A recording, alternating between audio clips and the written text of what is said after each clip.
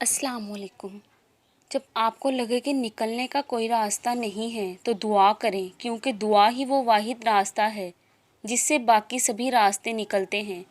اللہ سے مدد مانگیں، کیونکہ اس کے سوا کوئی بھی آپ کی مدد نہیں کر سکتا۔ لوگوں کے سامنے ہر وقت رونے سے اور لوگوں سے ہمیشہ اپنے غموں کو شکوہ کرنے سے آپ کے غموں میں کمی نہیں آئے گی، کیونکہ لوگ آپ کو صرف سن سکتے ہیں، جبکہ اللہ آپ کو نہ صرف سنے گا بلکہ آپ کو آپ کی پریشانیوں کا حل بھی نکال دے گا۔ ابھی بھلے آپ کو لگ رہا ہو کہ کچھ نہیں بدلے گا، اور یہی اللہ کا رحم کہ سب سے حیران کن بات ہے کہ آخر میں اللہ سب بدل دیتا ہے اور آپ کو اس دلدل سے نکال لیتا ہے جو آپ کو اپنے اندر دھنسائے جا رہی ہوتی ہے۔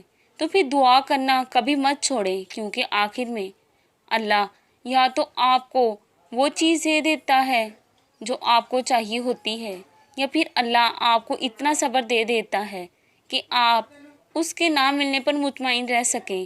یقین رکھیں، آخر میں سب ٹھیک ہو جاتا ہے۔